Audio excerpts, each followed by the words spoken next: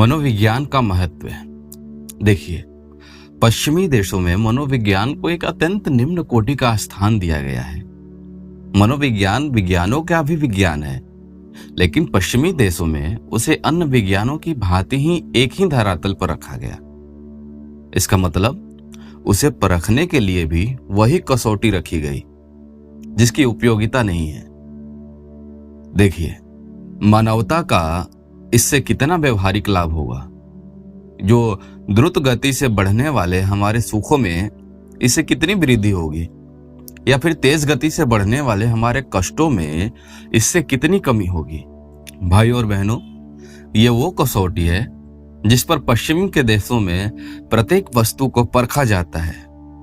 देखिए, ये जान पड़ता है कि लोग भूल जाते हैं कि हमारे ज्ञान के लगभग 90% अंश का स्वतः यानी स्वयं कोई ऐसा व्यवहारिक उपयोग नहीं हो सकता है।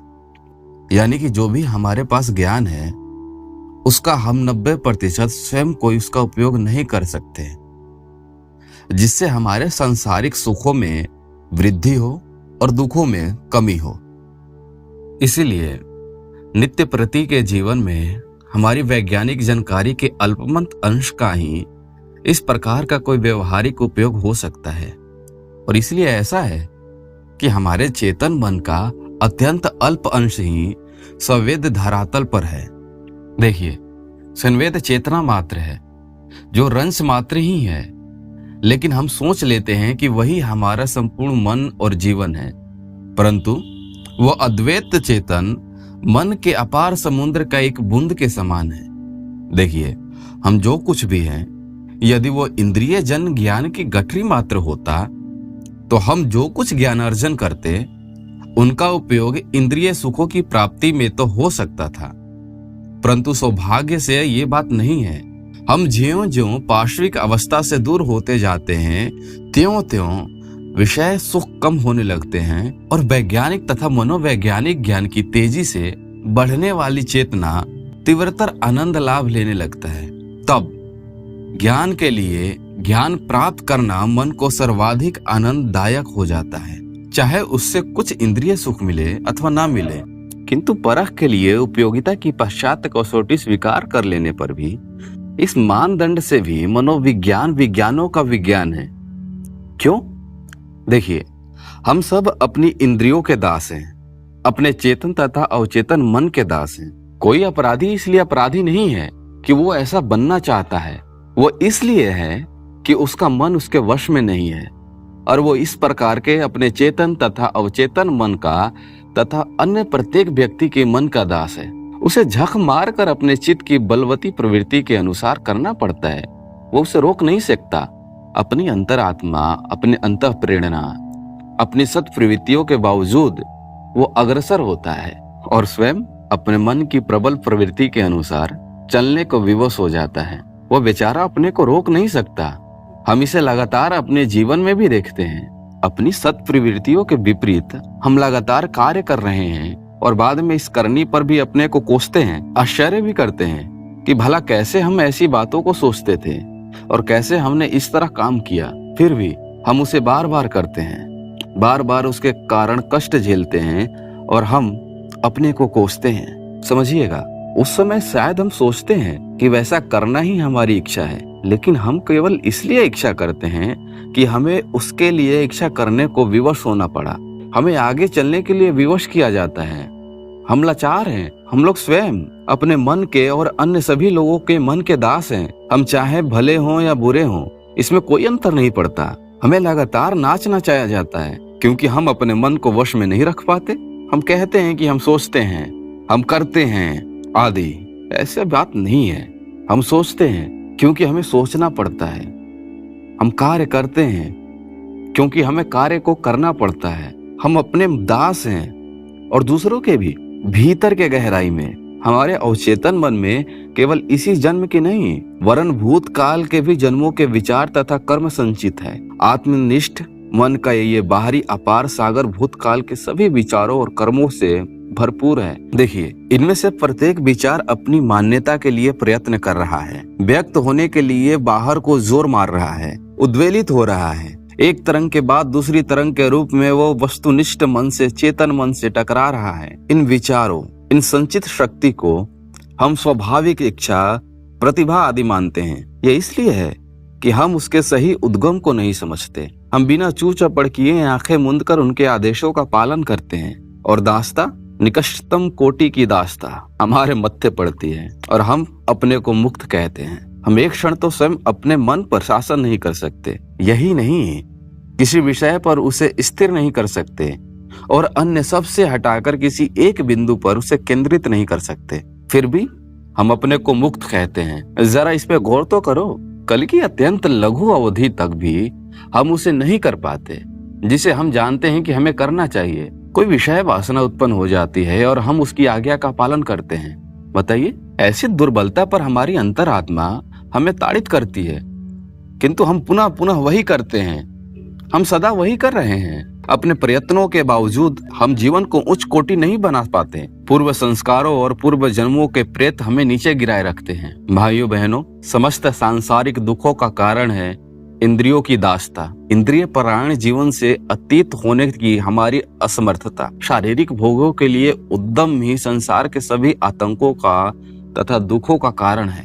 देखिए, ये मनोविज्ञान ही है जो हमें चक्कर काटने वाले निरंकुश मन को संयमित करना, उसे अच्छे से नियंत्रण में रखना और इस प्रकार उसके अत्याचारी आदेशों से अपने को मुक्त करना सिखाता है। इसीलिए मनोविज्ञान सब विज्ञानों का विज्ञान है और उसके बिना अन्य सब ज्ञान व्यर्थ है। अनियंत्रित और ना दिखने वाले मन हमें सदैव उत्तरोत्तर नीचे की ओर घसीटता रहेगा, हमें चीथ डालेगा, हमें मार डालेगा और नियंत्रण तथा निर्दिष्ट मन हमारी रक्षा करेगा, हमें मुक्त करेगा। इसीलिए किसी पार्थिव विज्ञान के अध्ययन और विश्लेषण के लिए पर्याप्त आंकड़े जुटाए जाते हैं। इन तथ्यों के अध्ययन और विश्लेषण किया जाता है और परिणाम होता है उस विज्ञान की जानकारी। किंतु मन के अध्ययन और विश्लेषण के लिए कोई आंकड़े नहीं है। बाहर से उपलब्धि के लिए तो ऐसे कोई बहुत सारे तथ्य हैं जो समान रूप से सर्वसुलभ हो। मन का विश्लेषण स्वयं उसी के द्वारा होता है। इसीलिए सर्वश्रेष्ठ विज्ञान है मन का विज्ञान अथवा मनोविज्ञान। पश्चिम में जो पश्चिमी देशे हैं, उनके मन में शक्तियों, विशेषता असाधारण शक्तियों का जादू, साह्यवाद सरीखा मानते हैं। इसलिए जो उच्च मनोविज्ञान का अध्ययन है, इसी कारण कुंठित हो गया है और उनका तादात्म्य केवल तथा कथित मानसिकत्व व्यापारों से है। जैसे कुछ चमत्कार दिखाने वाले हिंदू फकीर करते हैं, उन्हीं को स्थापित कर दिया गया है। भौतिक विज्ञान जो भी है पूरे दुनिया में है, वो एक ही परिणाम पर पहुंचते हैं। उन्हें जिन साधारण तथ्यों का पता लगाता है और उनके अनुगामी जो निष्कर्ष निकलते हैं, उनके विषय में उन्हें मतभेद नहीं होता। इसका कारण यह है कि भौतिक विज्ञान संबंधित आंकड़े सर्वसुलभ हैं और उन्हें सार्वभौम मान्यता प्राप्त है तथा जो सभी को मान्य है, जो तथ्य उनके आधार पर तर्क संगत परिणाम निकाले गए हैं। तो मनोराज्य में इससे भिन्नता है। यहाँ न तो कोई आंकड़े हैं, न शारीरिक इंद्रियों का परिवेक्षण के योग्य कोई तथ्य है और इसीलिए सार्वभौम मान्यता प्राप्त कोई सामग्री नहीं हो सकती जिसके आधार पर हम मनोविज्ञान को तब कोई व्यवस्थित रूप प्रदान किया जाता है। और जब मन के अध्ययन में लगे, सब लोग समान रूप से परीक्षण कर लेते। देखिए, गहन गहराई में वो यथार्थ मनुष्य है आत्मा। मन को अंतर्मुखी कर लो और उसे संयुक्त हो जाओ, उसे जुड़ जाओ, उसे अस्थायित्व, उस पीठिका के मन को इधर उधर चक्कर काटने का निरीक्षण करो और तथ्यों का परिवेक्षक करो। और ये हमें सभी व्यक्तियों में मिलेंगे जो काफी गहराई में बैठ सकते हैं। केवल उन्हीं को इन तथ्यों और इन आंकड़ों का पता लग सकता है। देखिए, उन तथाकथित जो बहुसंख्यक रहस्यवादियों में मन, उसके स्वभाव, शक्ति आदि के बारे में बड़ा मतभेद है। इसका कारण यह है कि ऐसे लोग काफी गहराई तक नहीं पहुंचते। अपने तथ्य दूसरे के मन पर छोटी मोटी क्रियाओं का अनुभव कर तथा इन्हीं सतही अभिव्यक्तियों का वास्तविक रूप जाने बिना उन्हें इन सब को सार्वभौमिक सत्य के रूप में प्रकाशित है। देखिए, प्रत्येक धार्मिक और रहस्यवादी सनकी के पास तथ्य, आंकड़े सभी हैं। यदि तुम मन के अध्ययन करने का इरादा रखते हो तो तुमको विधिवत प्रशिक्षण प्राप्त करना चाहिए। उस चेतना की उपलब्धि के लिए जिसे तुम मन के अध्ययन का योग बन जाओ और उसकी किसी भी विकट उड़ान से अविचलित रह सको। तुम्हें मन को वश में करने के लिए अभ्यास अवश्य करना पड़ेगा, अन्यथा तुमसे जो निरीक्षित तथ्य विश्वसनीय नहीं होंगे वो सभी मनुष्यों पर लागू नहीं होंगे। इसीलिए वो सही अर्थों में तथ्य और आंकड़े हो ही नहीं सकते। देखिए, जिस वर्ग के लोगों ने मन के अध्ययन की गहराई में प्रवेश किया है, उनके द्वारा निरीक्षित तथा सर्वत्र एक जैसे रहे हैं, चाहे इस तरह के व्यक्ति दुनिया के किसी भी भाग में क्यों ना हो या किसी भी धर्म के अनुयायी क्यों ना हो। जो लोग मन के गहराई में काफी भीतर तक घुसते हैं, उन्हें जो निष्कर्ष उपलब्ध होते हैं वो एक जैसे होते हैं। मन प्रत्येक क्षण और आवेग द्वारा क्रियाशील होता है।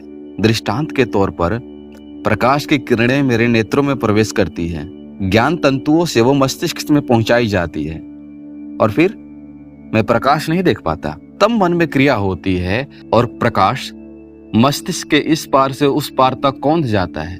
मन की प्रतिक्रिया आवेग है और इसके परिणाम स्वरूप आंखों को वस्तु का बोध होता है। मन को वश में करने के लिए तुमको अवचेतन मन की गहराई में अवश्य जाना पड़ेगा। वहां जो भी विभिन्न संस्कार, विचार आदि संचित है, उन्हें क्रमबद्ध करना पड़ेगा तथा उन पर नियंत्रण रखना पड़ेगा। ये प्रथम सोपान है। अवचेतन मन पर नियंत्रण से चेतन मन पर तुम्हारा नियंत्रण स्थापित हो जाएगा।